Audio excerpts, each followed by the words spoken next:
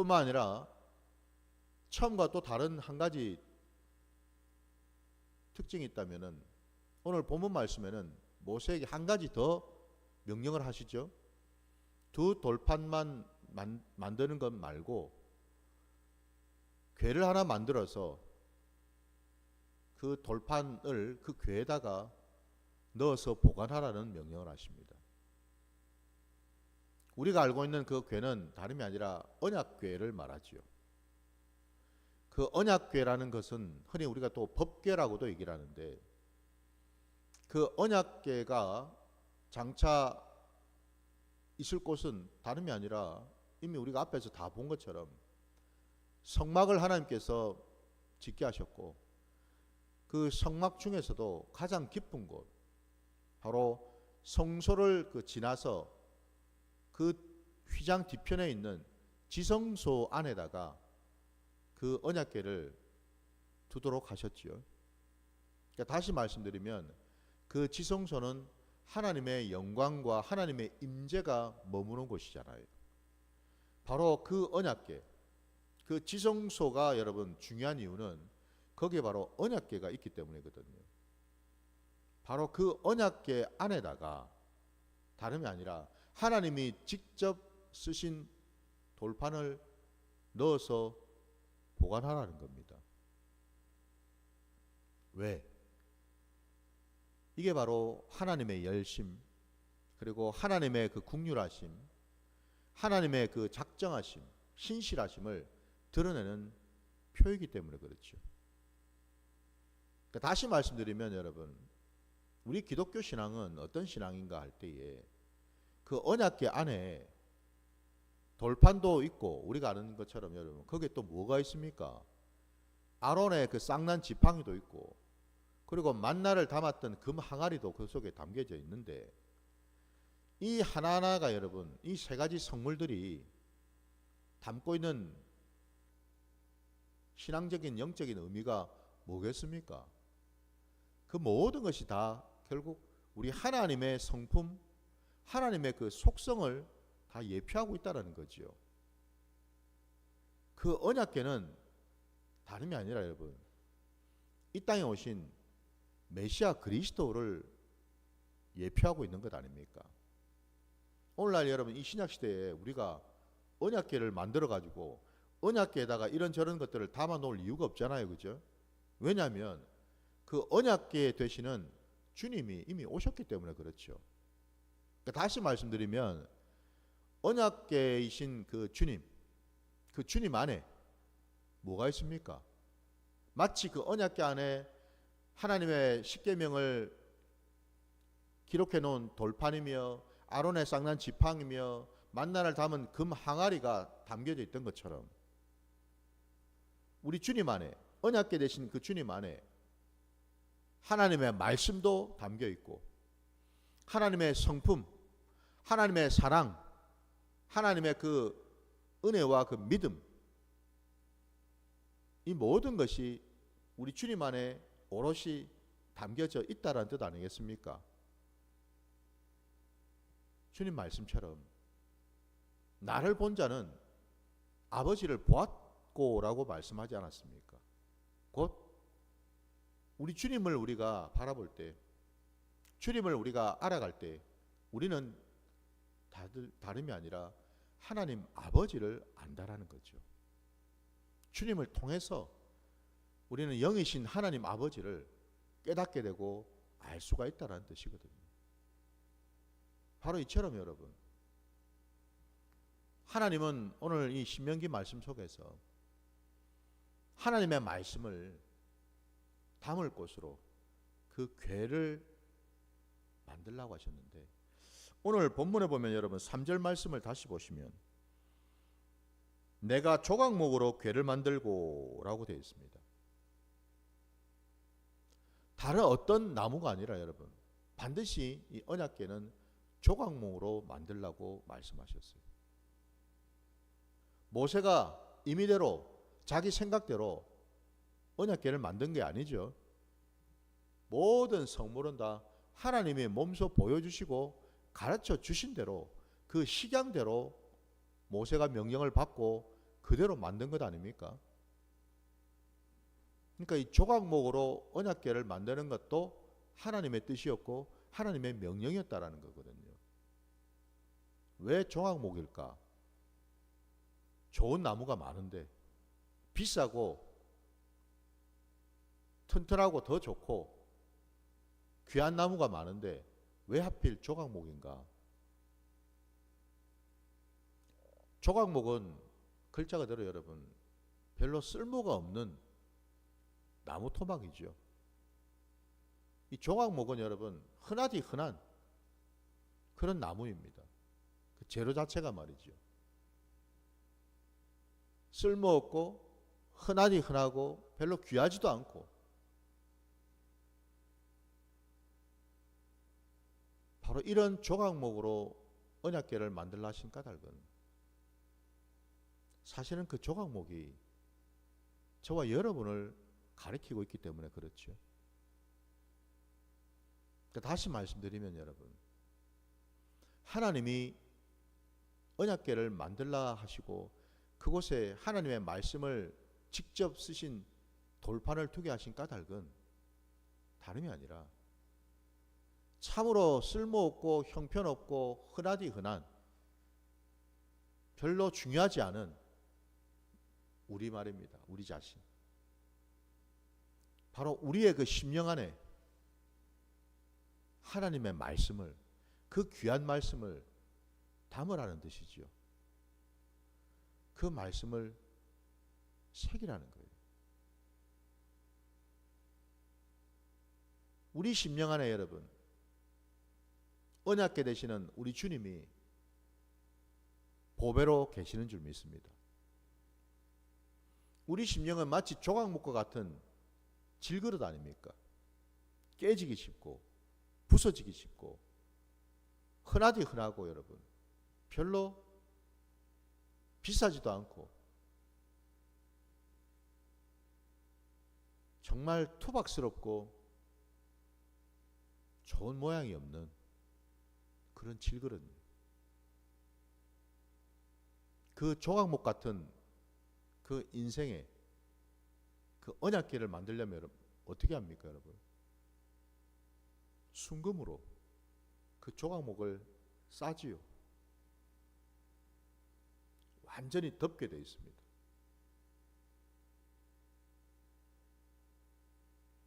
우리 하나님의 신실하심, 하나님의 그 믿음, 그 믿음으로 우리를 덮어주신다라는 거예요. 우리를 감싸주신다라는 겁니다. 오늘 사실 이 본문의 말씀 속에 우리가 봐야 될 것은 여러분, 어제 말씀에도 나왔지만은 결국 구약을 통해서 우리가 볼 수 있는 모든 역사는, 특히 사람의 역사는, 하늘 앞에 서 있었던 이스라엘 백성들의 그 역사는 실패의 역사였고 불순종의 역사 아니었습니까 여러분? 근데 그 반대로 그 맞은편에 계시는 우리 하나님은 실패하지 아니하시고 승리하시는 하나님의 역사라는 거예요. 우리 하나님은 신실하시고 우리 하나님은 온전하시고 우리 하나님은 거룩하시기에 1.1획도 여러분 변개되거나 어긋남이 없이 사라지지 아니하고 하나님의 말씀은 반드시 이루어진다라는 것을 우리 하나님은 실패한 우리 앞에서 보여주신다라는 겁니다. 너희는 실패할지 몰라도, 너는 목이 곧아서 실패할 수 있어도 나는 그 실패 속에서도 승리를 하겠다라는 말씀이거든요. 너희는 실패할지 몰라도 나는 실패한 너희들을 끝까지 붙들고 승리하는 그 자리로 이끌고 가시겠다라는 말씀이잖아요. 여러분, 우리가 바라봐야 될 표대가 어디입니까? 나 자신입니까? 내가 꿈꾸는 것들입니까? 내 눈에 지금 펼쳐져 있는 세상입니까? 내 환경입니까? 내 문제입니까? 나랑 별반 다르지 않는 또 다른 어떤 인생입니까? 저와 여러분이 집중해서 바라봐야 될 표대, 그리고 그 표대를 향해서 우리가 달려가야 될 그 자리, 그건 여러분 나하고는 상관이 없어요. 그건 내 것이 아니라는 겁니다. 나로부터 나온 것들이 아니다라는 거예요. 그 표대는 내 환경도 아니고 내 문제도 아니고 여러분 내 것이 아니고요. 그 표대는 우리 하나님이신 줄 믿습니다. 곧 이 신약시대에 우리 주님이신 줄 믿습니다. 우리는 바로 그 하나님을 바라보고 하나님을 향해서 우리는 달려가야 된다는 거예요. 사람을 쳐다보고 세상을 쳐다보고 내 환경을 쳐다보고 내 문제를 쳐다보고 달려가는 게 아니고 여러분, 우리가 바라보고 달려갈 유일한 길은 우리를 구원하시고 우리를 붙드시고 우리를 끝까지 하나님의 그 약속대로 이루어 가시는 바로 그 하나님을 바라보고 그 주님을 바라보고 달려가야 될 줄 믿습니다. 이게 여러분 오늘 말씀에 우리에게 깨닫게 해주시는 바라는 거예요. 뒤에 보면은 여러분 오늘 말씀 뒤에 보면 이스라엘 백성들을 지도하고 또 하나님 앞에 예배를 드렸던 대제사장이었던 아론이 죽지 않았습니까? 아론을 대신해서 엘라살이 그 대제사장의 직분을 또 맡게 되고, 그리고 오늘 뒤에 또 본문에 보면 레위 자손들에 대한 말씀이 나오고, 어찌 보면 여러분 이 내용들이 조금 매끄럽게 연결이 잘 안 돼요. 내용들이 우리가 그렇게 이해를 할 것이 아니고요. 이 표대와 관련해서 하나님의 그 신실하심과 관련해서 살펴볼 때 그 반대편에 있는 모습들을 우리에게 투영을 시켜서 보여준다라는 겁니다. 세상은 변합니다, 여러분. 아론이 천년만년 사는 게 아니죠. 모세도 마찬가지고. 사람은 유한합니다. 세상도 유한합니다, 여러분. 영원한 건 없어요. 모든 것은 변하고 모든 것은 바뀌고 모든 것은 달라질 수 있어요. 그러나 그 모든 변하는 것 가운데에서 유일하게 변하지 않는 표대가 있더라는 말입니다, 여러분. 여러분 사실 우리가 붙들어야 될 것이 바로 그거 아닙니까, 여러분? 시시때때로 변하고 시시때때로 바뀌고 시시때때로 이리저리 옮겨다니는 그런 표대라면 여러분 우리가 어떻게 그걸 믿고 따라가겠습니까? 방금 전에도 내 눈앞에 있었는 그 표대가 조금 시간이 지나 눈 깜짝할 새에 여러분 그게 내 뒤로 가 있다면 여러분 어떻게 우리가 그 표대를 찾아서 제대로 따라갈 수가 있겠어요? 세상은 변합니다, 여러분. 사람도 변하고요, 여러분. 모든 상황이나 형편들도 바뀌고 변하게 되어 있습니다. 그러나 그 가운데서 변하지 않는 딱 한 가지, 영원하고 절대적이고 유일한 표대 되시는 우리 하나님 아버지, 우리 주님, 그분은 온전하시다라는 거죠. 바로 그것 때문에 우리는 그 표대를 향해서 나가게 된다라는 거예요. 하나님은 오늘 말씀 10절 후반에 이스라엘 백성들에게 명령하셔요. 이제는 가나안 땅으로 들어가라고. 무슨 얘기죠? 하나님께서 이스라엘 백성들을 애굽에서 끌어내시고 광야로 인도하시면서 40년이라는 그 시간을 통과하게 하신 이유는요, 결국 뭡니까? 가나안으로 들어가기 위해서죠. 애굽이든 광야든 이 모든 것들은 어찌 보면 여러분 과정이지 않습니까? 과정이에요.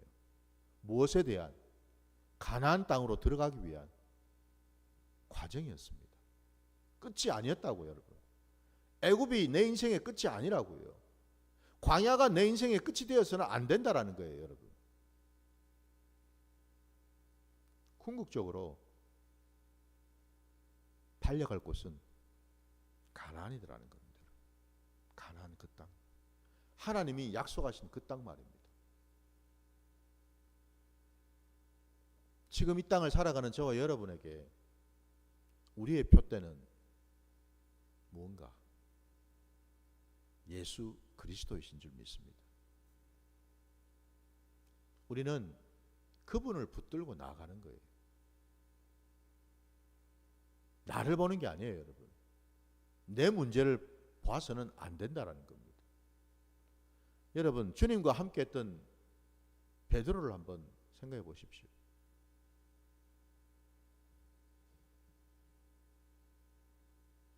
주님의 제자들이 주님보다 먼저 배를 타고 그 갈릴리 바다를 건너고 있을 때에 주님이 물 위를 걸어서 그들에게 오시지 않았습니까? 주님의 제자들이 모두가 다 깜짝 놀랐습니다. 유령인 줄 알고 귀신인 줄 알고.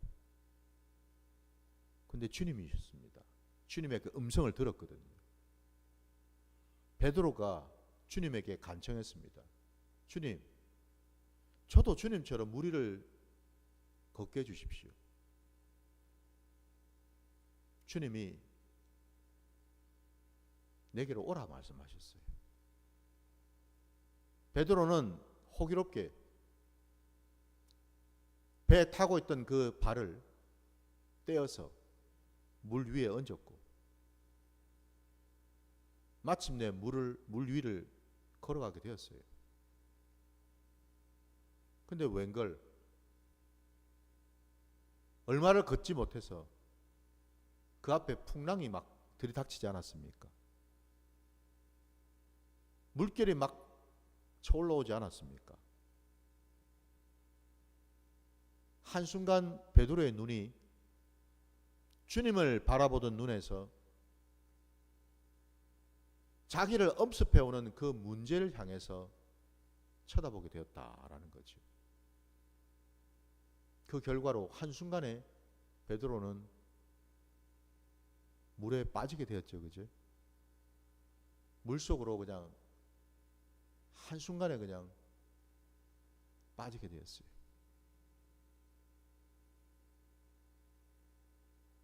베드로가 예수님께 간청을 했습니다. 또 살려달라, 구해달라. 주님께서 당신의 팔을 뻗어서 베드로의 손을 잡아주셨어요. 여러분, 이 예화를 우리가 너무나 잘 알고 있지 않습니까?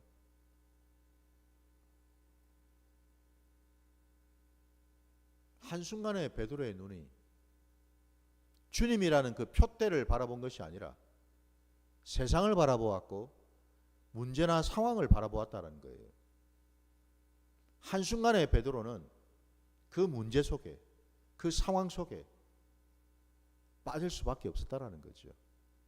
여러분, 주님 말씀처럼 우리가 아무리 염려하고 걱정한들 우리의 키를 한 자라도 더 키울 수가 있습니까? 우리의 문제를 아무리 염려하고 걱정한들 걱정한다고 염려한다고 그 문제가 해결이 되는 건가요? 아니라는 거죠. 무슨 얘기입니까? 내가 바라봐야 될 표대는 내 앞에 지금 닥친 문제나 상황이 아니라는 겁니다. 내가 바라봐야 될 곳은 오직 예수 그리스도인 줄 믿습니다. 주님에게 답이 있지 않습니까, 여러분? 주님이 그 답을 가지고 계시지 않습니까? 주님은 전지전능하시고 주님은 모든 상황 가운데 함께 하셨고 처음부터 끝까지 우리와 함께 하시며 우리를 도우시고 붙드시는 분이시니까, 나를 지으신 분이신데 오직 주님에게만 그 해답이 있는 줄 믿습니다. 바로 그것 때문에 여러분, 우리는 내 모든 삶의 자리에서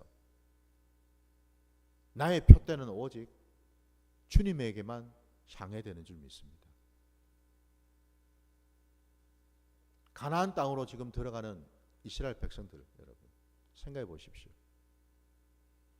가나안 땅에 뭐 발을 밟았다고, 땅을 밟았다고 여러분 모든 것이 끝났나요? 아니죠. 여전히 그 땅에는 가나안 족속들이 남아 있습니다. 그러면 이제 가나안 땅에 들어왔다고 넋을 놓고 마음이 해이해져서 결국 하나님을 놓쳐버리고 그들이 가나안 땅에 살고 있는 그 족속들을 또 눈여겨보고 쳐다보고 산다면 여러분 어찌 되겠습니까? 결국 망할 수밖에 없다라는 거예요, 여러분. 하나님이 약속하신 젖과 꿀이 흐르는 땅에 들어왔는데 엉뚱한 표대를 보고 엉뚱한 데를 쳐다보다 보니까 결국 망하게 된다는 겁니다. 우리의 영원한 표대는 오직 예수 그리스도인 줄 믿습니다, 여러분. 하나님은요, 우리와는 다르시기에 결단코 저와 여러분을 그냥 내버려 두시지 않는 줄 믿습니다. 우리 마지막으로 말씀 하나 좀 찾아보겠습니다. 이사야 59장으로 가겠습니다.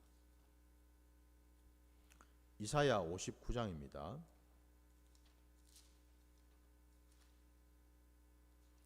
59장 15절부터 18절까지 말씀 보겠습니다. 이사야 59장 15절로 18절까지. 성실이 없어짐으로 악을 떠나는 자가 탈취를 당하는도다. 여호와께서 이를 살피시고 그 정의가 없는 것을 기뻐하지 아니하시고 사람이 없음을 보시며 중재자가 없음을 이상히 여기셨으므로 자기 팔로 스스로 구원을 베푸시며 자기의 공의를 스스로 의지하사 공의를 갑옷으로 삼으시며 구원을 자기의 머리에 써서 투구로 삼으시며 보복을 속옷으로 삼으시며 열심을 입어 겉옷으로 삼으시고 그들의 행위대로 갚으시되 그 원수에게 분노하시며 그 원수에게 보응하시며 섬들에게 보복하실 것이라. 아멘. 세상이 아무리 여러분 뒤집어지고 별의별 일이 일어난다 하더라도 심지어는 하나님을 믿고 따르는 자들, 악을 떠나서 하나님의 공의를 따르고자 하는 자들이 여러분 공경에 처해 있다 하더라도, 힘든 지경에 빠져 있다 하더라도, 내가 예수를 믿었는데 내 삶의 자리에 이런저런 세상의 공격과 사단의 공격 때문에 힘들고 어려운 상황 가운데 빠져 있다 하더라도 우리 하나님은 그냥 두실 분이 아니시더라는 겁니다. 당신의 이름을 걸고 당신의 공의로, 오늘 본문 아까 17절 말씀 끝자락에 보시면 열심을 입어 겉옷으로 삼으시고 라고 말씀합니다. 하나님의 그 열심으로 하나님의 자녀, 하나님의 백성들을 대적하는 모든 세력을 물리치시겠다라고 약속하십니다. 이게 하나님의 뜻이고 이게 하나님의 말씀인 줄 믿습니다. 하나님의 그 열심이 있기 때문에 우리는 표대를 바라볼 수 있다는 겁니다. 우리 하나님은 졸지도 주무시지도 않고 끝까지 저와 여러분을 붙들고 하나님의 그 뜻대로 계획대로 우리를 한 발 한 발 그 표대를 향해서 인도하여 가실 줄 믿습니다. 바로 그 하나님의 열심을 붙들고 나아가시는 오늘 이 하루가 되시기를 주의 이름으로 축원합니다. 자, 주님 가르치신 기도로 예배를 마치겠습니다. 하늘에 계신 우리 아버지여, 이름이 거룩히 여김을 받으시오며 나라가 임하시오며 뜻이 하늘에서 이루어진 것 같이 땅에서도 이루어지이다. 오늘 우리에게 일용할 양식을 주시옵고 우리가 우리에게 죄 지은 자를 사하여 준 것 같이 우리 죄를 사하여 주시옵고 우리를 시험에 들게 하지 마시옵고 다만 악에서 구하시옵소서. 나라와 권세와 영광이 아버지께 영원히 있사옵나이다. 아멘.